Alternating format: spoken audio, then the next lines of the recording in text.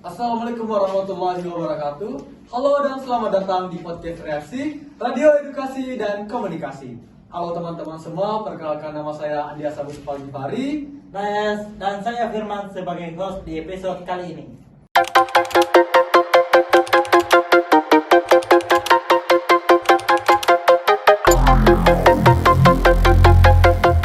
Kali ini kita akan membahas pentingnya bahasa tubuh atau gestur dalam berpidato. Tapi di episode sebelumnya kita sudah membahas apa saja sih?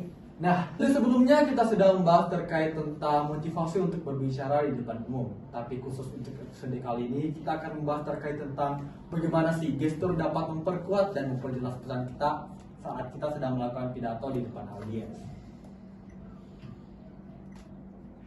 Ya, betul banget. Jadi, ternyata gestur tubuh itu berperan besar saat kita dalam berpidato.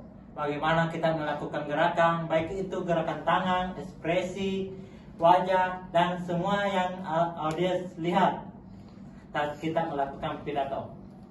Jadi teman-teman mungkin bertanya nih, jika memang gestur tubuh atau biasa kita sebut dan body language ini sangat berpengaruh, lalu apa sih yang sebenarnya harus kita lakukan?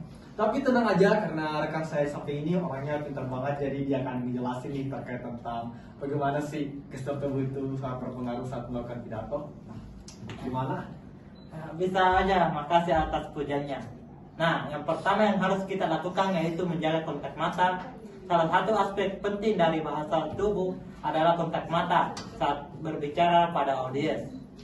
Pastikan untuk mengadakan kontak mata dengan mereka. Ini menunjukkan bahwa kita peduli dan memiliki rasa percaya diri.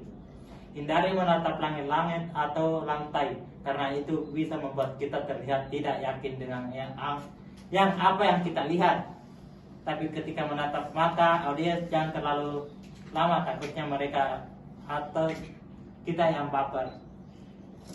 Bisa juga, nah setelah kontak mata yang penting selanjutnya itu muka kita harus cakep. Bercanda. Yang betul itu bagaimana kita mengolah ekspresi wajah. Tapi mengapa sih kita harus mengolah ekspresi wajah kita? Nah, karena ekspresi wajah itu adalah alat yang sangat penting dalam berkomunikasi. Ketika kita berbicara, kita harus menggunakan ekspresi wajah yang sesuai dengan pesan yang kita sampaikan. Jadi saat kita tersenyum, berarti kita tuh sedang menyampaikan hal positif. Nah, jika sedang mengutarakan hal yang sedih, jadi wajah kita tuh harus terlihat murung. Nah, karena ekspresi wajah yang tepat akan membantu audiens memahami nuansa pidato yang akan kita sampaikan. Setelah kontak mata dan ekspresi wajah, selanjutnya bagaimana postur tubuh dan gerakan tangan kita sebagai pembawa pidato. Ini poin penting yang teman-teman harus perhatikan, karena ini yang akan audiens saat perhatikan ketika kita sedang membangun koneksi dan audiens itu sendiri. Jadi postur tubuh kita sangat penting. Berdiri atau duduk dengan postur tubuh yang tegak akan membuat kita terlihat lebih percaya diri. Jangan berjongkok atau terlalu pasif. Postur tubuh yang baik mencerminkan keyakinan dan dalam apa yang kita sampaikan. Gerakan tangan yang bijak juga dapat memperkuat pesan dalam pidato.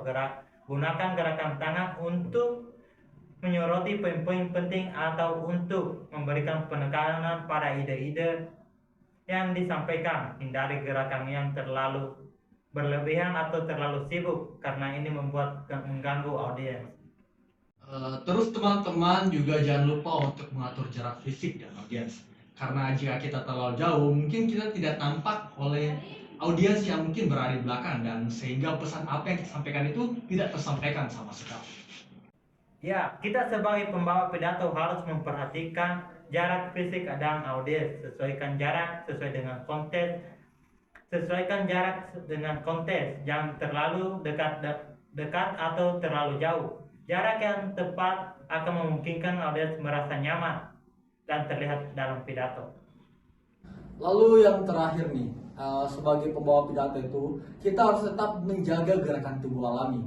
Mengapa? Karena jika kita memaksakan gestur yang terlalu rumit atau mungkin tidak sesuai dengan kepribadian kita, gerakan tubuh alami ini akan membuat kita tuh terlihat lebih yakin dengan apa yang kita sampaikan. Dengan rangkaian pidato kita tentang bahasa tubuh dan gestur, ingatlah bahwa bahasa tubuh adalah alat penting dalam berkomunikasi efektif. Kombinasikan bahasa tubuh yang tepat dengan kata-kata dan kita akan menjadi seorang pembicara yang lebih kuat. Terima kasih atas perhatian teman-teman pada hari ini. Semoga kita dapat menerapkan pengetahuan ini dalam kegiatan kita sehari-hari, terutama dalam kita melakukan pidato nantinya di masa depan.